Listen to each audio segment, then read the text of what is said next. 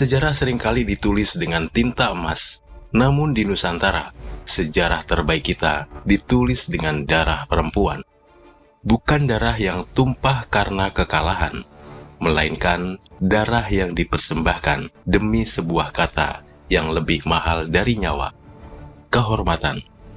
Pernahkah kalian mendengar sunyi yang lebih keras dari ledakan meriam?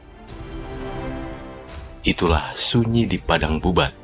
Itulah sunyi di tebing Barus. Itulah sunyi di bibir pantai Lombok.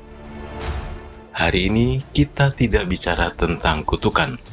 Kita bicara tentang 3 putri yang memilih menjadi abadi dengan cara yang paling perih. Mari masuk ke dalam labirin waktu, di mana mahkota bukan lagi hiasan kepala, melainkan beban yang harus dibawa hingga ke liang lahat. Trowulan seharusnya menjadi saksi janji suci. Dyah Pitaloka Citra Resmi melangkah dengan gaun sutra yang sewarna dengan awan pagi. Di matanya ada harapan tentang penyatuan 2 wangsa besar. Namun, ambisi seorang patih mengubah pelaminan menjadi medan pembantaian. Gajah Mada tidak menginginkan sekutu. Ia menginginkan taklukan. Di Padang Bubat, ayahnya tersungkur, prajuritnya binasa, dan langit Galuh runtuh seketika. Pitaloka berdiri di antara mayat-mayat yang masih hangat. Pilihannya hanya ada 2, menjadi piala rampasan perang di ranjang Majapahit, atau pulang ke tanah leluhur sebagai debu yang merdeka. Dyah Pitaloka tidak menangis. Ia mencabut keris emasnya. Logam dingin itu mencium kulit lehernya yang seputih melati, dan sering darah itu menyiprat mewarnai kain putihnya. Ia jatuh, bukan sebagai tawanan, tapi sebagai ratu yang tak pernah bisa dijinakan. Majapahit memenangkan tanahnya, tapi mereka selamanya kehilangan harga diri. Kita terbang ke barat, ke tanah Barus, yang beraroma kapur barus dan kemenyan. Di sana Putri Lopian berdiri di tepian tebing yang memandang langsung ke perut Samudra Hindia. Di belakangnya, derap kaki pasukan dan teriakan lelaki yang ingin memilikinya. Lopian bukan sekedar nama. Ia adalah nafas tanah ini. Ia dihianati oleh siasat, dijebak oleh janji-janji lelaki yang haus tahta. Baginya, cinta bukan tentang siapa yang menang, tetapi tentang siapa yang setia. Dunia ingin menyeretnya ke dalam lumpur kehinaan, menjadikannya pion dalam papan catur politik yang kotor. Lopian melihat ke bawah. Ombak menghantam karang dengan amuk yang sama dengan hatinya.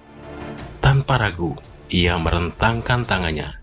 Tubuhnya melayang membelah angin, menghilang di telan buih putih. Ia tidak mati. Ia memilih untuk menyatu dengan samudra, agar tak ada satupun tangan kotor yang bisa menyentuh helai rambutnya lagi. Sampailah kita di selatan, di mana Putri Mandalika berdiri di bawah rembulan Sasak. Ribuan pangeran membawa senjata, siap saling membantai, hanya untuk memperebutkan senyumannya. Mandalika melihat api peperangan menyala di mata mereka. Ia tahu jika ia memilih satu, bumi Sasak akan banjir darah. Jika ia menolak semua, maka kerajaannya akan hangus. Seorang putri tidak dilahirkan untuk dirinya sendiri. Ia adalah ibu bagi rakyatnya. Maka di fajar yang dingin itu, ia berkata kepada dunia, "Aku tidak akan menjadi milik satu orang. Aku akan menjadi milik kalian semua."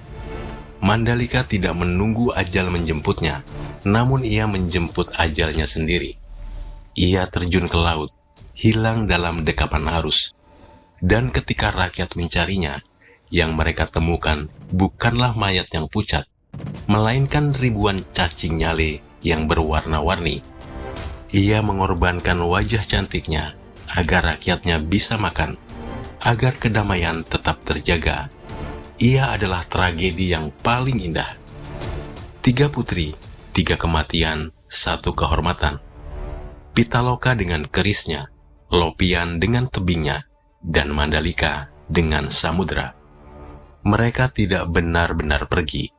Mereka adalah bisikan angin yang mengingatkan kita bahwa ada hal-hal di dunia ini yang tidak bisa dibeli dengan kekuasaan, kesetiaan, dan harga diri. Kisah siapa yang paling menggetarkan sanubari Anda? Apakah ketegasan Pitaloka, kesetiaan Lopian, atau pengorbanan Mandalika? Tuliskan pendapatmu di kolom komentar, dan mari kita diskusikan bagian sejarah mana lagi yang layak untuk kita abadikan dalam narasi berikutnya.